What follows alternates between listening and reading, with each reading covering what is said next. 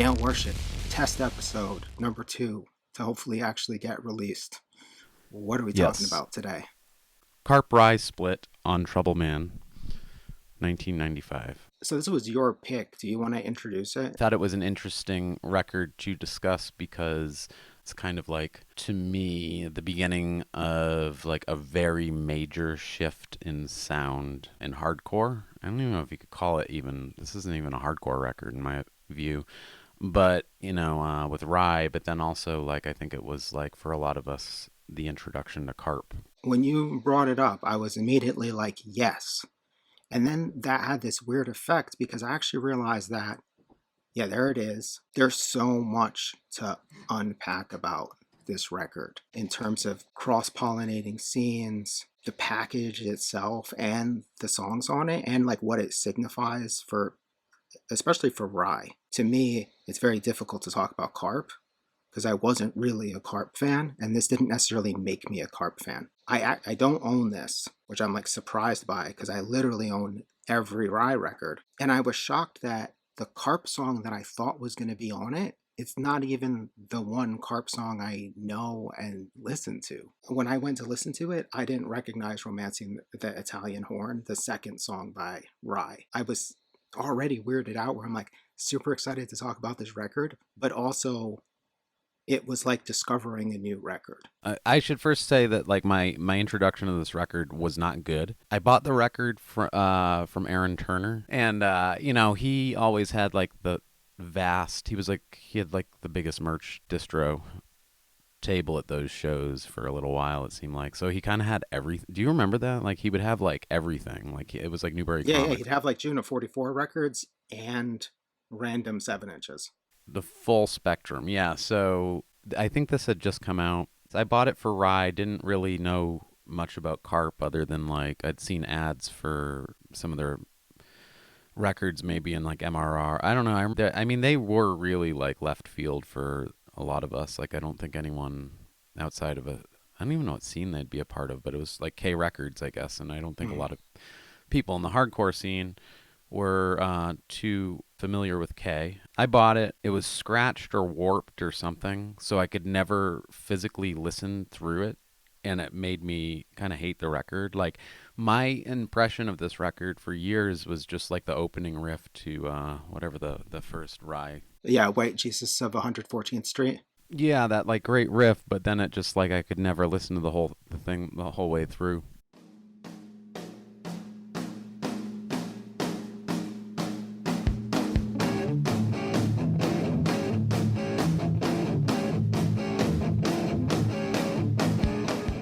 And I think I kind of, because I was like a teenager, I think I kind of resented Aaron. I thought he sold me like defective goods or something. Like, in the back of my mind, I was like, fuck that guy, man. I guess what I'm trying to say is that reviewing it, I wanted to talk about it too because it was something I returned to recently. And while I have some criticisms of it, actually, I won't say it's like a perfect record. Or not criticisms, but like I'm impressed by it, and I think it does stand out as being incredibly unique, I think, for the pairing of bands, especially for that time. Because I don't think K Records, Troubleman, like, that's crazy. Like, I mean, not crazy, but it's unexpected. I think K in the mid-90s, to anyone that was aware of K, kind of symbolized more twee, yes, pop, pretty fey, kind of wimpy stuff. And, I like a lot of that stuff, and I liked it then, and I like it now. I think that's also why Karp's kind of interesting. The fact that they were on K is pretty rad. Yeah, like, why were they there in the first place? Yeah, I think it was just because of the, Olympia, like, who, it was like the scene, everybody. But then you like when you look at K, it goes all the way back to the early 80s. But like K definitely was like a presence during like grunge and just like all that stuff too. Like, Kurt Cobain had like a K Records tattoo on his arm and stuff. And so, that being said, I don't think there were any heavy bands on K. It sounded like from the Karp documentary that Karp just came to them and were like, we want to be on K. And like, this is what we want to do. And they were like, all right, cool. That's what it sounded like. It almost sounded like they demanded it. Like, we're making a record for you. And I think Calvin was just like, yeah, great. Because, like, I think they were a great band. I think everybody was into them. I wanted to just say I was never that much of a fan of Karp. I'd heard them outside of this EP here and there over the years. It never really made that much sense to me, which is weird because I'm a classic rock guy myself. Then when I may be seeing the documentary, but then like really looking at this record and then just sitting with a few of their albums, I can like really appreciate them. I would call myself like a long time a listener, part-time new fan.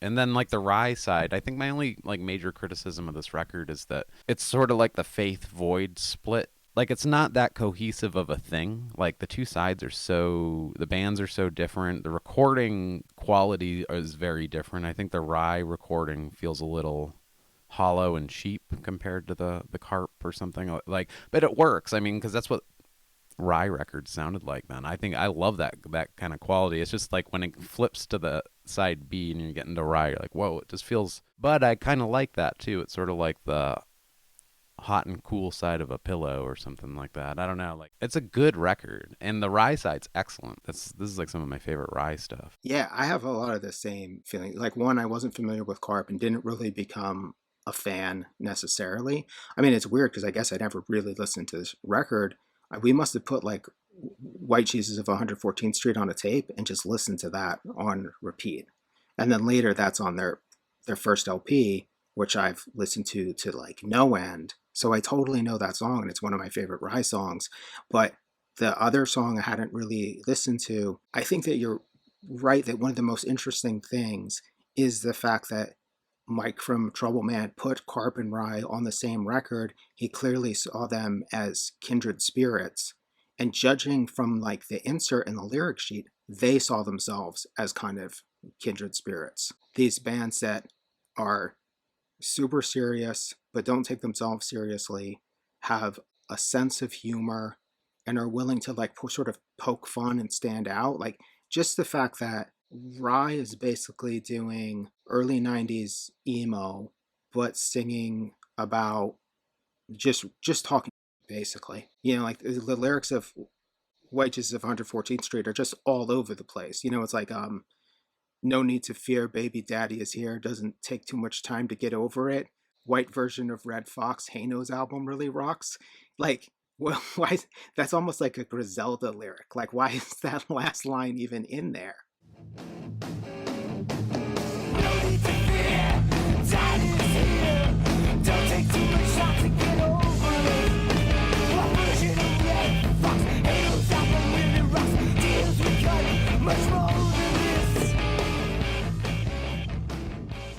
I think that was one of the biggest things I appreciated and appreciate about Rye was like, there were some other people like Sam McFeeters and stuff like that were introducing that tone to hardcore, but I don't think anybody really did it quite like Rye did. I mean, they're so very Jersey. I almost feel like with Rye, the whole thing is that, or at least at this point, I think, there's no irony. At this point, they're fully into, we're having fun, we're talking it, even when we're being serious, we're still being ourselves. Whatever is going on with Karp is kind of similar in spirit. Like the fact that Karp is on K, as you pointed out, this label known for kind of this like twee bedroom pop or like the ramshackle dub narcotic sound system type stuff. It's this very like loose punk rockers not really making punk kind of thing. And then all of a sudden you have this band in there that's like this high octane Melvin's worship, but fast, dressing up like professional wrestlers in like old Elvis costumes and shit, just kind of raging through K, which is kind of funny. So like, rad.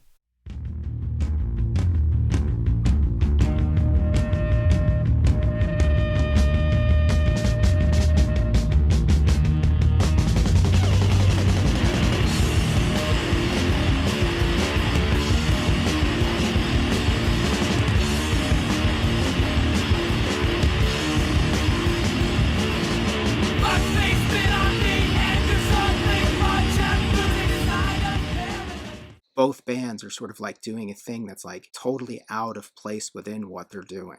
I think that's the coolest juxtaposition too, because I think it's cool. Their whole presentation, like being on K, and then also their like the album artwork, especially like Mustaches Wild, where it looks like it would be a twee pop record. I'm pretty sure my impression when I'd hear about them was like, oh, Karp, and then I'd see K. And I feel like I remember seeing that Mustaches Wild record like in the bins, like at record stores and stuff. I think it would be pretty easy and understandable to mistake them for something that they are not, like in terms of sound, you know. Hmm. And I like that a lot. And you know, the Melvins do that too. I Because Buzz has done the artwork for I think most of the art and the design for a lot of their records, and he talks about you know, that juxtaposition of, you know, like you look at the cover of Bullhead, it looks like a tablecloth, like a nylon tablecloth from like the 60s or 50s or something. This sort of non-threatening, non-heavy looking aesthetic paired with this extremely punishing heavy music. I like that. Yeah, they don't look like metal records. I think Karp does it better, but I think it's interesting because they were essentially like very influenced by the Melvins. But then, you know, there's a whole thing with Karp. I think it's like these conversations that we've had privately about specific kinds of music like this is the thing that's kind of made me dial back and like, oh, maybe I'll go check out the Melvins again, and then even like the Tad records and stuff. In any case, with Karp, I think it's like this is like cream of the crop for me for that sound. I guess you could call it Pacific Northwest. I don't want to call it grunge, but you know, it's 95. It's a few years after all that. I sort of don't understand why I didn't get into the Karp thing, but I think it's because the stuff that I listened to that was metal influenced, it wasn't classic rock influenced, as far as I knew. You know what I mean? It was more hardcore bands stealing Slayer riffs, was like the kind of metallic stuff I liked at that time. And so something that's referencing stuff much older than that, and also like having no high end parts. You know, it's all just this like thick low end thing where you almost can't tell what's guitar and what's bass, which is super cool. Now it's super cool. Now I totally appreciate it.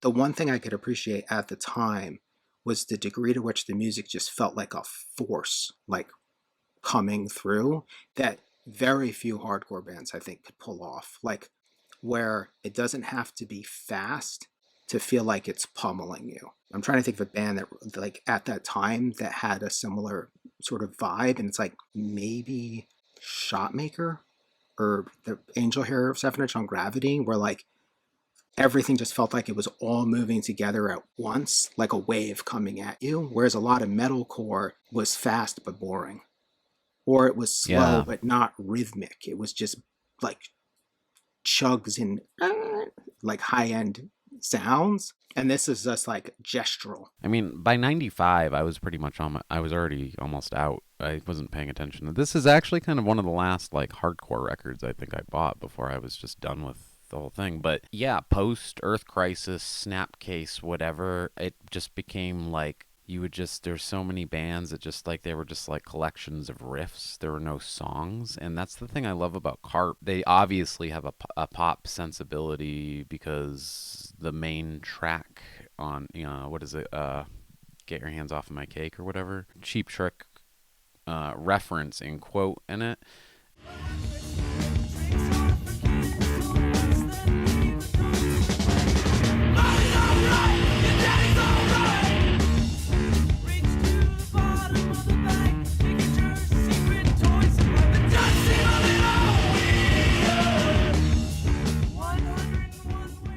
And that's something that's near and dear to my heart because Cheap Trick's like one of my favorite bands. Cheap Trick and Aerosmith as far as like sort of classic American rock. And that actually does go back to like when I, way before when I was like 9 or 10, like listening to, you know, classic rock radio and stuff. Returning to this 25 plus years later, almost 30 years later, That's one of the biggest impressions, and especially being it to like the Melvins. They're very different bands, really. The Melvins actually have that too. Come to think of it, I'm just, I'm not the biggest Melvins fan, but I think Karp just hit the sweet spot. It just took me years to finally get it, because when I sat down and like listened through the discography, I'm like, there's no duds for me, and I love the fact that things are actually really considered and written, and not just a collection of fucking heavy Slayer riffs. Yeah, yeah. Everything just kind of flows right into the next thing. You know, like during that documentary, one of the treats is when the documentary sort of stops and there's just a song that plays for 2 minutes. And you're like, oh my God, this rules. And they're singing about Yeah. vampires and stuff. I love that tone so much. I think that that's like one thing that like really influenced me in a way, even though I can be a very serious person. And I remember back in the day, I think in an interview, Sam McPheeters saying something about, to the extent of, I think it was before Men's Recovery Project had even started, but that like sense of humor is your best weapon.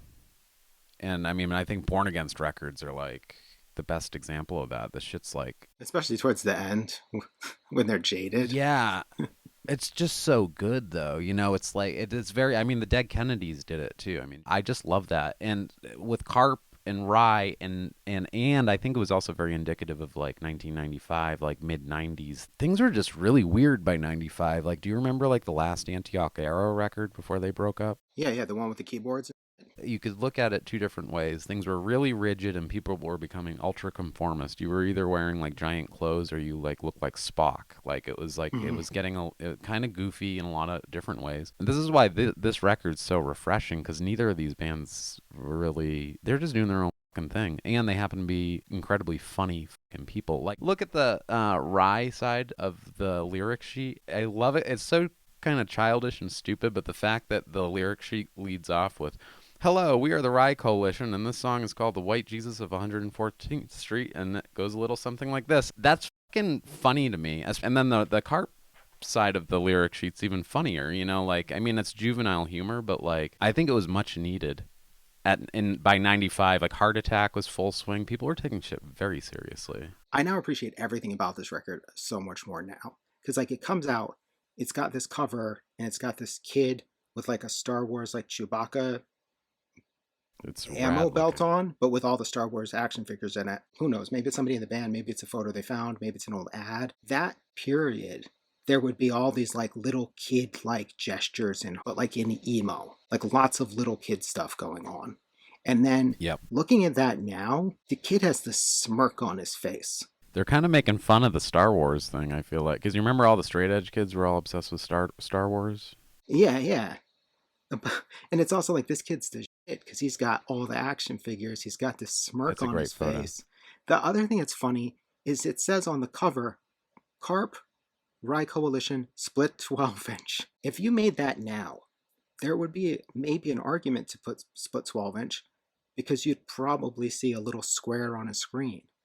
But in 1995, there's only one context that you're seeing that. You're seeing the actual record, and it's clear that it's a 12-inch, and it would become clear that it's a split. It doesn't need to say that. Looking at it now, I realize it's a joke. At the time, it didn't register that they were being smartasses by pointing out something blatantly obvious. I didn't get it either. And from a design perspective, too, I wanted to talk about this record because I think that there's an aesthetic here that is obviously pretty influenced by like Gravity Records, especially like the inside out, like they printed on the wrong side of the, like the glossy side of the LP sleeves on the inside.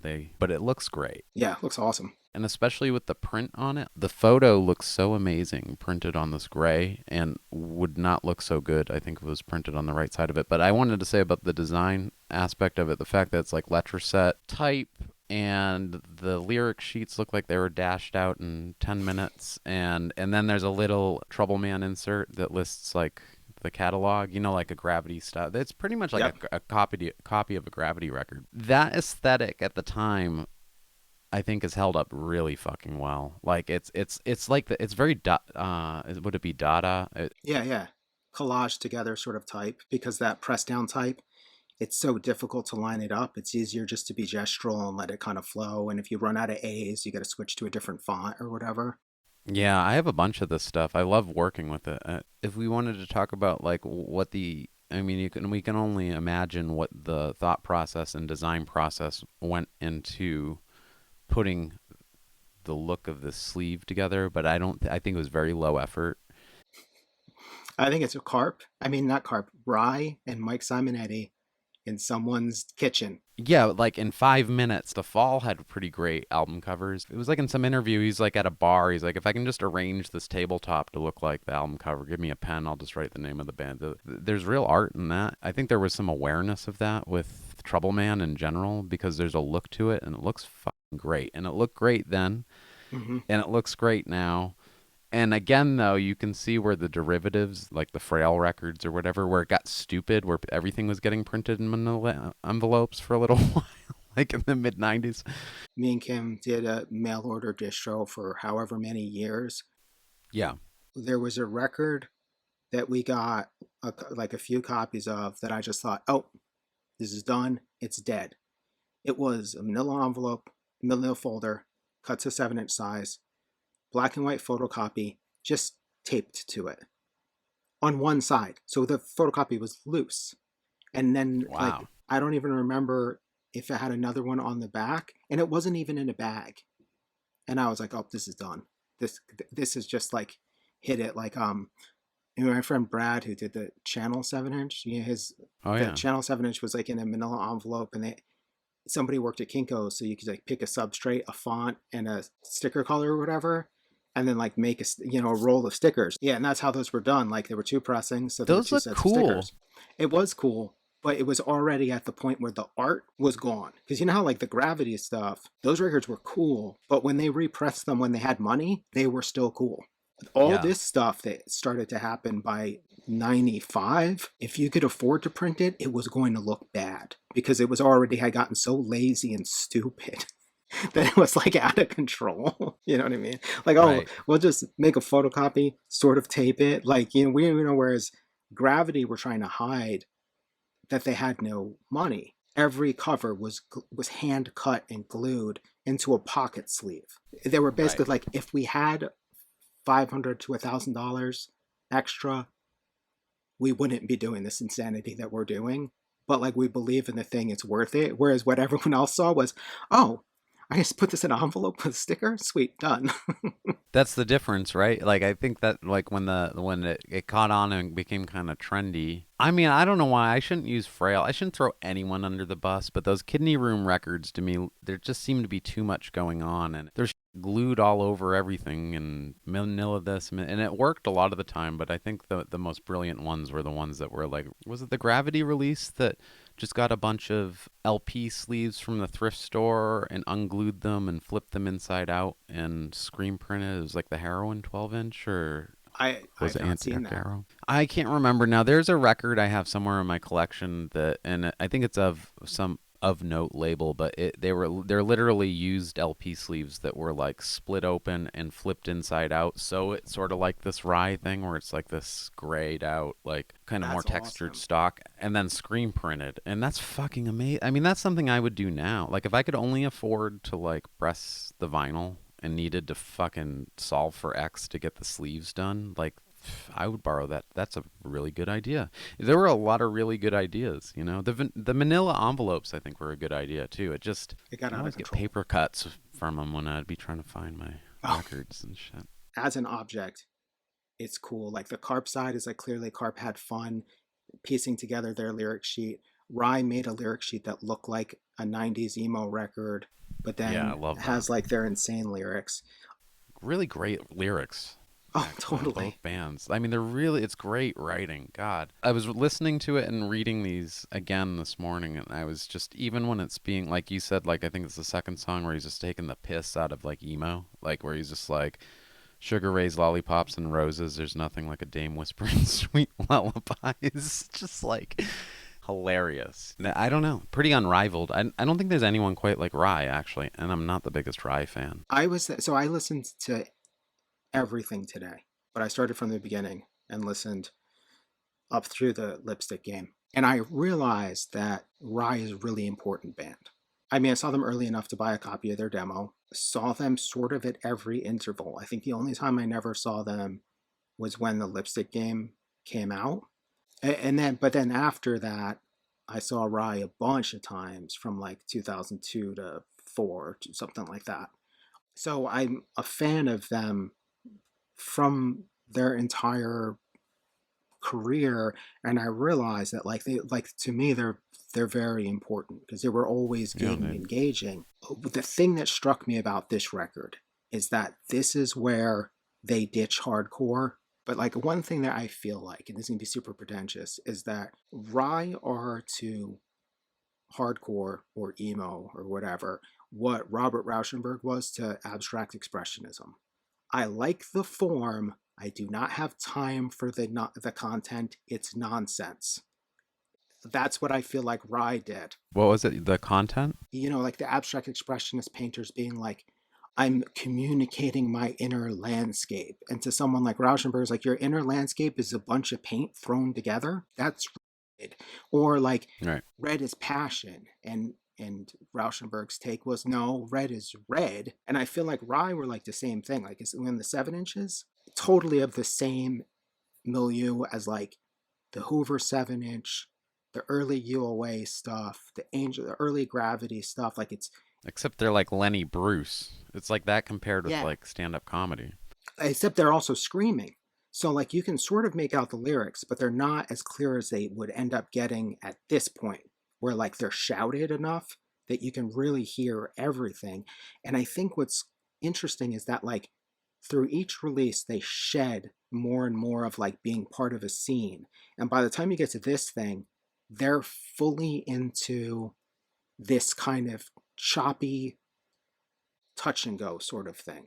On this record in particular, I feel like you hear Jesus Lizard too. yeah, you hear the Jesus Lizard, the Rape Man, the first Shellac record, and you hear that Flegkamp influence. And it's like they didn't totally change, but each record there was less distortion and feedback, and everything gets clearer. And then at this record, now the riffs are like, you know, down, down, down, and there's that other part where it's like, I can't remember how it goes, that interlude in the first song of just that short, choppy riff. It just, and everything swings.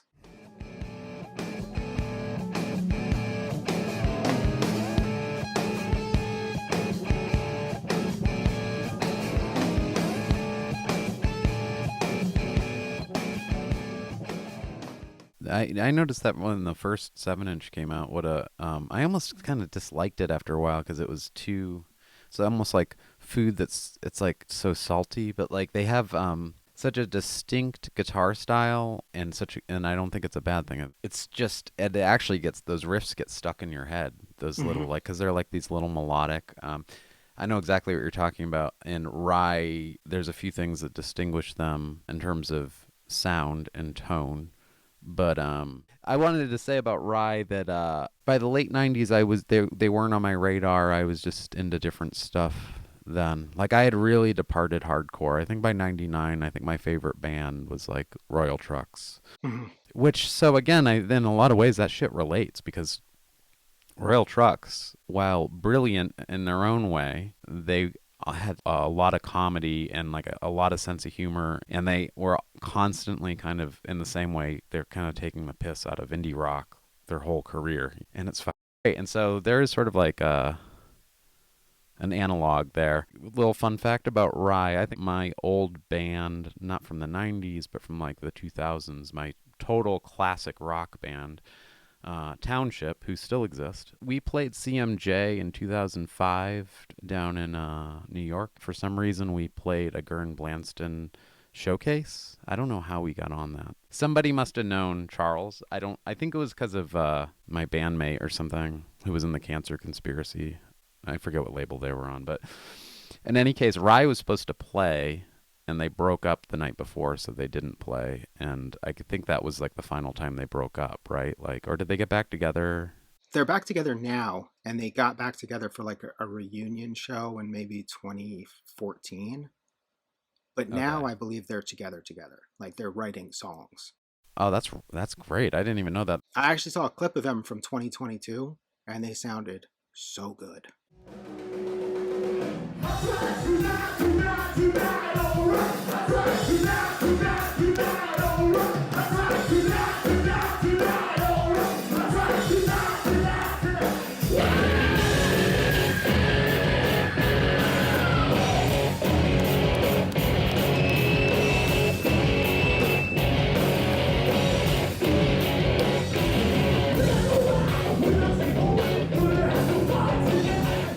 Yeah, I mean, they're such a fucking great band, and I think a lot of like the magic in that band, like Karp. This is the other thing I think that the both bands have in common, is they do all seem like really good.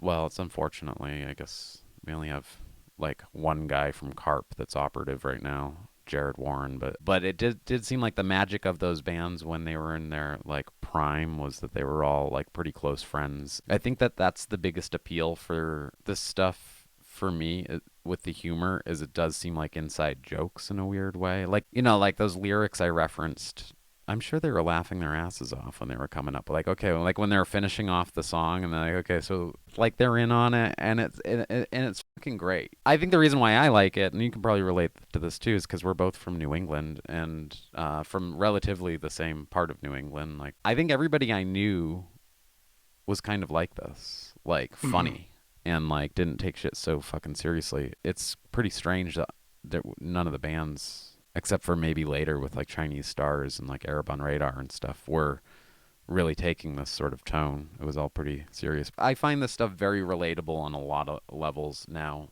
in reflection. I saw Rye play with Sleepy Time Trio, Shopmaker, Crudos, and Engine Kid were added to the show. So I think Kim got this 12-inch at this show. And what I remember about it, because it's like, I'd seen Rye a couple times at this point, but they come out, it's summertime in Connecticut.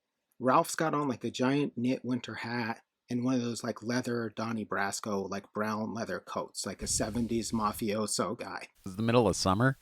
Yeah, like it was like t-shirt weather. They set up in the middle of the room.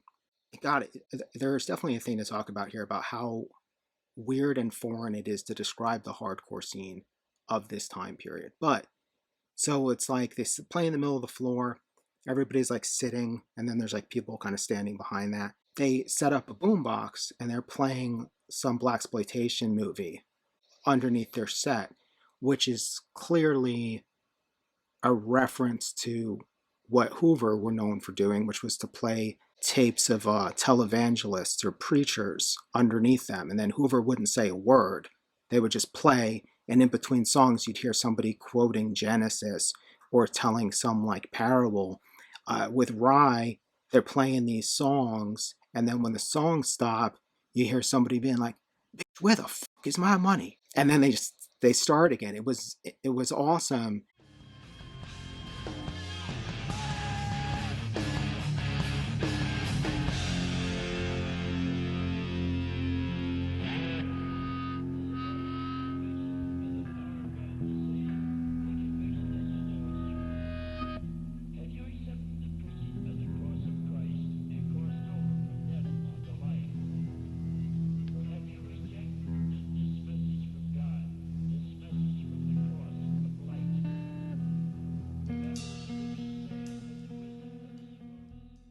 So they had started doing this thing where like they were doing it from the beginning, but they really started like taking the piss out of hardcore and out of that scene. And it's like, you know that they like that stuff. You know what I mean? Like, you know, they thought it'd be funny if, oh, what if we did the Hoover thing, but with Shaft? Or Rye is like a band that, you know, it's like funny. They named their last album Cursed because they got signed to a major label. Curses, because they've experienced them. They got signed to a major label. That then in the interim they sort of get dropped. Kern Blanson gets a hold of the record, and then they just sort of give up. You know what I mean? Like they're just like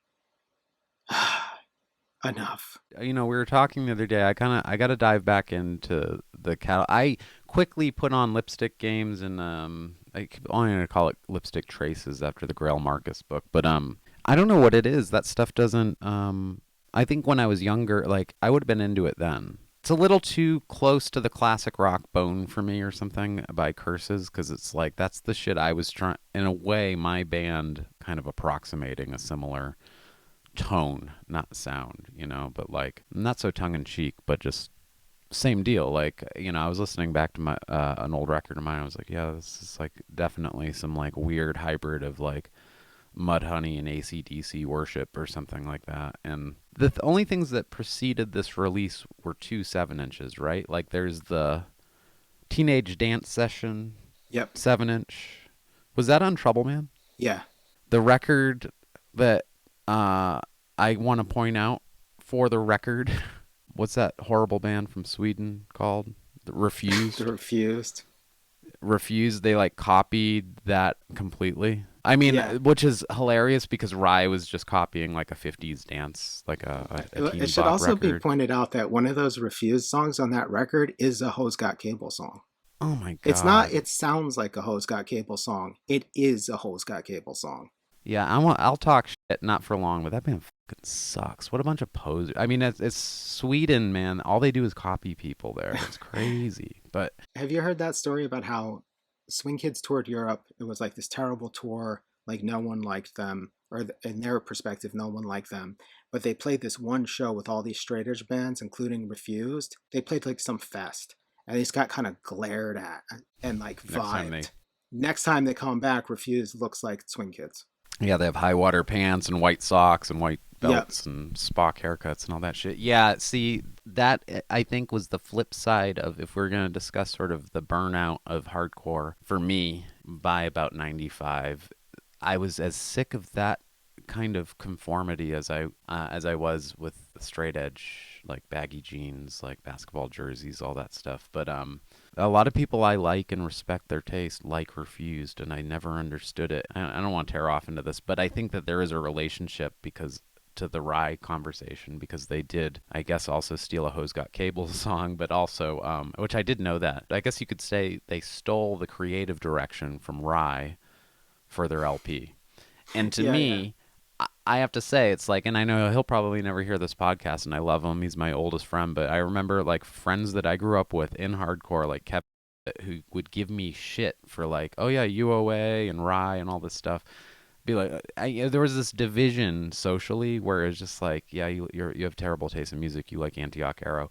Then Refused come around with this super shiny, candy ass version of that stuff. But with a hardcore name. Yeah, with that horrible name too. Refuse, like it. But they weren't called something that would have been on Abolition or Bloodlink or whatever. No, they were called something that would have been on Victory because guess what? They were on Victory. Like that band, I just ugh.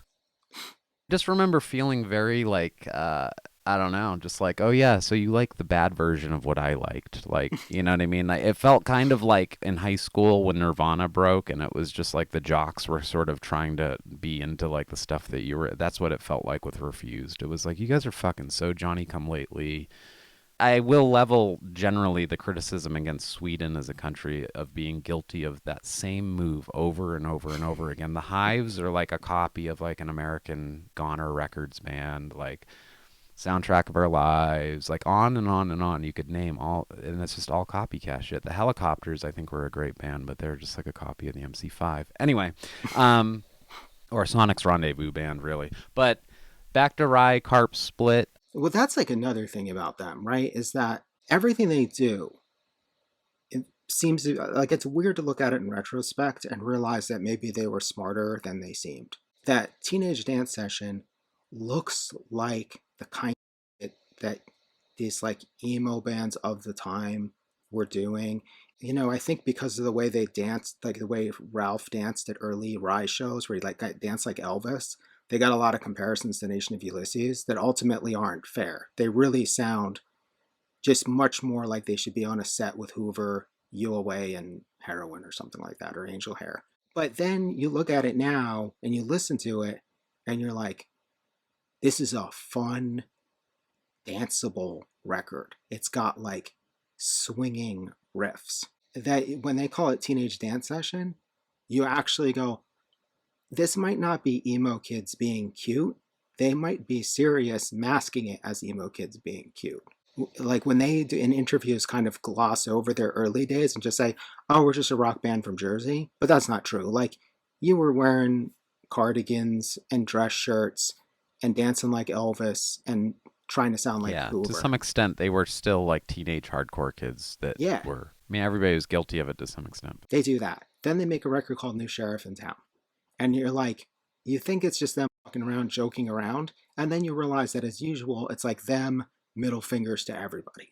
Right. And then they do this, the split 12-inch, and we like talked about this the other day. So the second song, it starts the trend of whenever they have the time on a format, they make like an epic 7-minute or more jam. Every single record has one of these songs. Their version of a big ass Rodan or a Hoover cuts like drugs, but it's their version of it.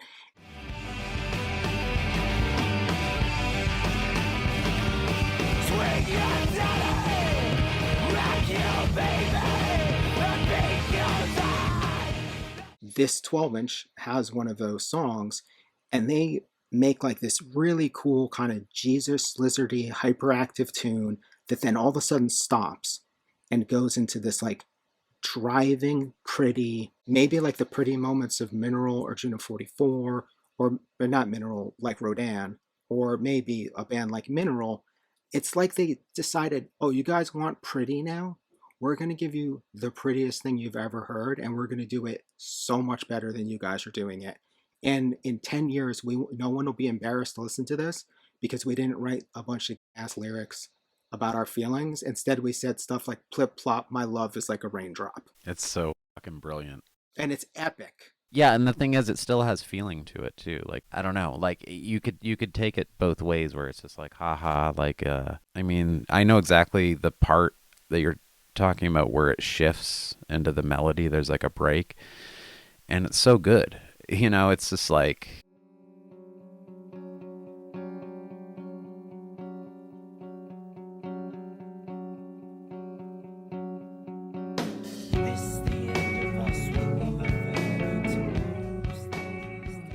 yeah, it almost sounds like a Slint record or something. Yes. I mean, I was trying to imagine if Town and Country existed yet, or if that was later in the 90s. It starts to get into that thrill jockey post-rock territory. I'm surprised it took me so long to kind of feel this, because by 95, that was the stuff I was starting to get into. That's when bands like Polvo and Juno 44 and these... That's what I was thinking of, Polvo as well, in terms of how this 12-inch demarcates this shift. And yeah, this is the point at which I would say that Rye are completely screwed by the scene that they're playing in. That their LP should have come out on some touch and go affiliated label. Because at that point, Troubleman is still, even though like they're an adventurous hardcore label, and it's no fault of Troubleman's, because from the start, Mike was trying to, well, one, he was always trying to do too much. He was like always putting out too many records, but he was like clearly a music lover, and his like tastes went every which way. But it was ultimately still a hardcore label, and Rye should have been in the company of Polvo, Brainiac. Those are the kind of bands that they should have been with. That's who they should have been exposed to. Because like I listened to He Saw the Cat today, and was like, it's so funny that in our time this was a hardcore record. It's not a hardcore record. Now you would call it a noise rock record, or you might call it a math rock record.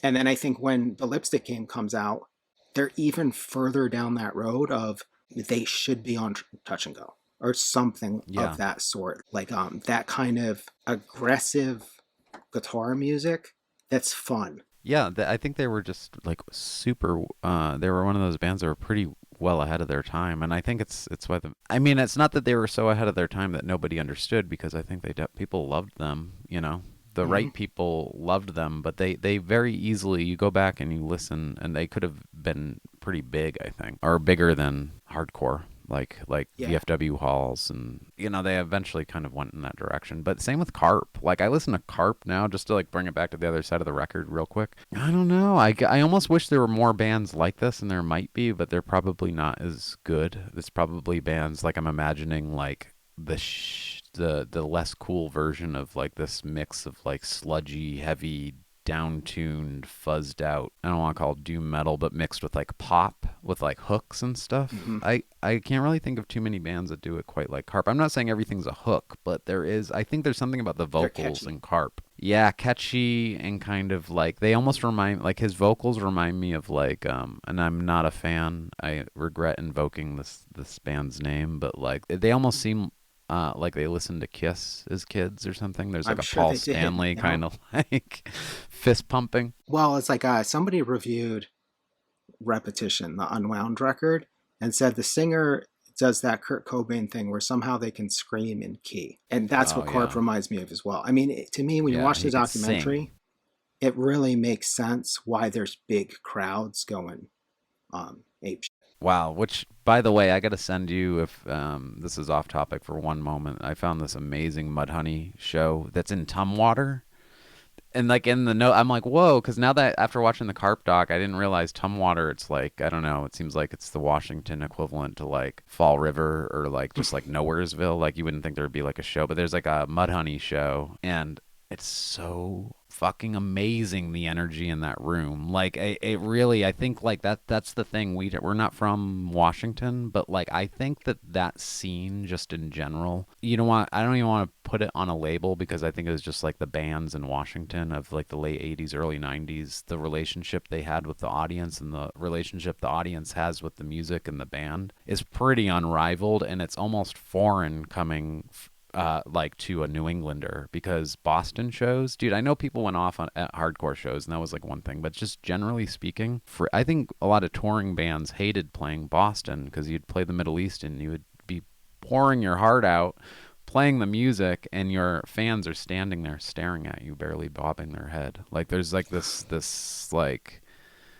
Yeah. waspiness about New England. But in any case, to speak to Karp, yeah, those in the documentary, the footage of them playing like the any of the live stuff is just, especially when it's like local, like at the Yo-Yo A Go-Go and all that, it's just unbelievable, the energy between the band and the audience. But I think that was very much a Washington thing. Unfortunately, like everything else in the grunge era, that kind of got turned into like a marketing thing, stage dives and all that stuff. But when you see the real thing, like this Mudhoney show from 89 or 90, you're just like, this is fucking amazing. I'm a little jealous. I'm a little envious. There's so much like fucking love in the room. This gets us to this other thing that has something to do with this record, but has nothing to do with this record. So I watched a video of Rye playing last night in like John Hiltz's basement, which was like a legendary spot for house shows in New Jersey. And Rye are playing. The crowd is sitting down,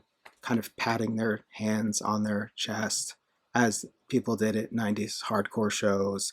And then when I was listening to He Saw the Cat, and I was thinking like, this stuff should have been played to rooms of people just going ape shit.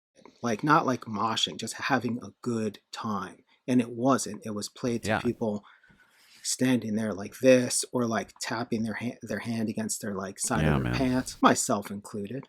It's also interesting because this was a thing I've been thinking about, which is that if you showed someone now that Rye video and you said, and they were like, what's this? And you'd be like, oh, it's a hardcore show in 1994. And they would be like, that's not a hardcore show.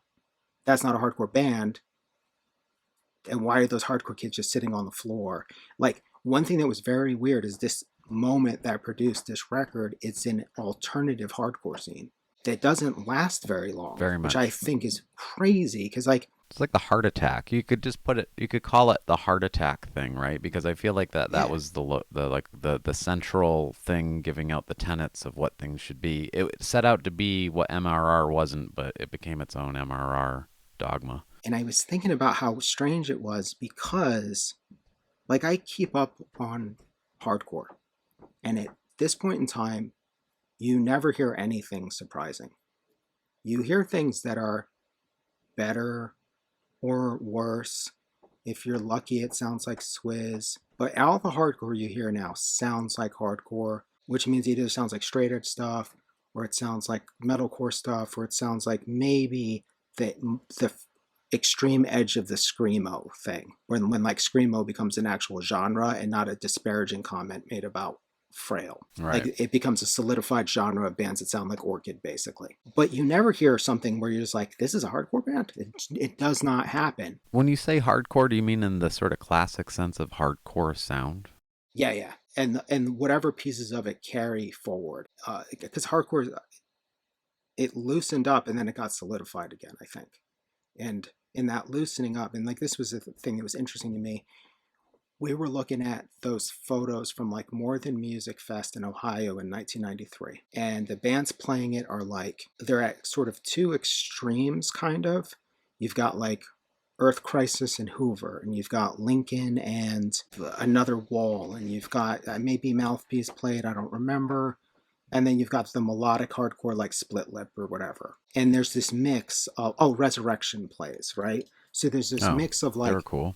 The straight edge, heavy kind of hardcore scene and the edges of the like burgeoning emo thing in terms of like Hoover and Lincoln. And the year that I went, 2 years later, there's none of the normal hardcore bands are on the bill. What was it by then? The bands I remember seeing are Shotmaker, Threadbare. I didn't get to see Rye. But it leaned that way, right? Like they weren't fucking with like anything remotely straight, overtly straight edge or anything like that. Maybe Chokehold played because they were allowed in that scene because they wore their politics on their sleeves. Frail probably played. I don't remember the lineup. What I do remember is like, there's no way Ringworm played. I can tell you that much. For like a while, the like you could go to sort of normal hardcore shows. You'd go to these other shows that were these bands that like now they would be called, most of them would be called post-hardcore at this point, or noise rock. Right. I hate that term. But like in the comments in the YouTube for the Rye Karp split, it's like, oh man, this is one of my favorite noise rock records from the 90s. And he's like, that wasn't a thing. Noise rock described a New York hardcore scene. Not New York hardcore scene, a New York scene of Unsane, Swans, even Helmet was kind of part of that. Yeah, maybe Dazzling Killmen or something, maybe. In the same way that Karp's Wikipedia describes them as a post-hardcore band. They would never have been described as that at the time. Post-hardcore was like... hardcore. It was just hardcore. Grown-up New York or DC music to me. Jawbox. I don't even think that term was like... It was rarely used. I think sometimes people call Quicksand that. Yeah. If it ever got used then, it was bands like that, maybe into another. Like bands that just completely diverted. But I don't know. Things would get hyper generalized back then. Like Heart Attack, even the way the type was set, it was like HC was like capitalized to emphasize like hardcore. They were sort of trying to redefine a broader definition of hardcore. The hot part of this convo for me is that it has nothing to do with what the music sounds like. You can define things that way, but punk is about, this is so cliche in a way, but it's an ethos, it's a mindset. This fucking split is very punk rock. You know what I mean? Like, I think we're just talking about it in the context of hardcore because that's sort of what we came up through. Well, yeah, and I think that if you were to like open up like a hardcore blog today, they would refer to Rye, and they would refer them as a noise rock band. They're not going to be like, oh, this hardcore band from New Jersey. Whereas like during their lifetime, during that period, they would have been referred to as a hardcore band the entire time. They played hardcore shows, but they also largely operated within this like alternative hardcore scene that basically went poof at some point. I feel very lucky to have experienced hardcore at this strange time where there was two hardcore scenes. Back to the Rye Karp thing. Did you have any comments about Karp? There was one thing I thought was wild was like the mystery about them on this record. Like there's no record of who recorded the songs, where they were recorded, what the deal is with like the second song. You know, it starts out as one thing. It's got these Cheap Trick quotes. It says it's a Huey Lewis cover, but it's not. And then it's also 20 minutes long? Yeah, and at the end of the sheet it says, for a good time, call anytime, ask for cock and balls, and it's got a 1-800 number. I mean, you just reminded me that I think I didn't really know who Karp was, and this gave me no clues, and I think that was another, like, head scratch. I remember kind of being kind of confused by all this, but because at least Rye, I mean, they give credits here, but they give goofy names, or they're a little sideways about it, but Yeah, it's like a funny way to be introduced to a band, to be like, we're going to put a minute and a half song in here, and we're going to put another song in here. It's about 20 minutes that may or may not be a real song. We may have just been like, hey, let's record some nonsense for this record. But it's awesome. Like, that's the other thing I like about this record is it's two sides. It's not like two EPs. They both took advantage of the length to do something, maybe something out of the ordinary. So I think that was really appealing about it too. Like in retrospect, it's just like, what's going on with this band? Like, I don't understand what they're doing. I can't tell what the deal is with this song. It's not what it says it is, but then it doesn't mention the things that it might be. I don't know. I'm kind of fascinated by it. I'm a little split. Part of me, I've listened to it a bunch, and by the time I get to the end of the Karp side, like my first few moments of the Rye side are always like, oh man, like yeah, it's kind of hard to follow that. It almost should have been the other way around, because the Karp side has such a finale. It's a hard act to follow.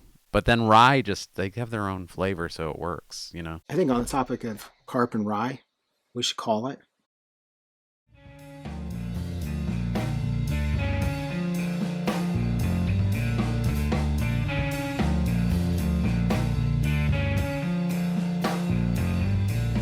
I'm going to plug something before we go. Yeah. Dear audience, this is the Abilene ND Burial box set. It includes Abilene's first LP, second LP, both remastered on vinyl for the first time, and a bonus LP of demos, unreleased songs with Doug McCombs of Tortoise on bass, and two extremely rare compilation tracks that only showed up on YouTube in the last 6 months. They'd basically been unheard for over 20 years. And Abilene was Alex Dunham from Hoover and Regulator Watts on guitar and vocals, Craig Ackerman of Luster King and later of Bloodiest on bass, and Scott Adamson of Chisel Drillhammer and Justifier on drums, and Fred Erskine of Hoover, June of 44, Crown Hate Ruin, The Boom, The Sorts, him, and Justifier on trumpet. And this is available from Landland Cole Portage. I don't have the booklet here though. It comes with a 24-page screen printed booklet that includes an oral history of the band. And so here is record number 1. Beautiful gatefold sleeve with the lyrics. Wow. This, when it came out, the lyrics were not included. So this is what has the lyrics for the first time. Was that issued on vinyl before? No, just on CD by Slowdime. And then we've got Two Guns, Twin Arrows, the second record, the Insane record. Oh, that's amazing. There's 2 colorways of vinyl, and then this is the bonus record. It's on Landland Cole Portage. You can get a download on Bandcamp, or you can stream it on Spotify. You can also find it by going to halifaxbeats.com, which is my website. That's what I got to plug. I think you should plug that for like every episode for forever. a while. And I should stop hitting the microphone. Forever. If you're listening to this on like YouTube, subscribe, or Spotify, follow, or whatever, do something. Yeah, do something. Like, subscribe. What do they say? Hey guys. I'm going to tell you about my skincare routine. Hey guys.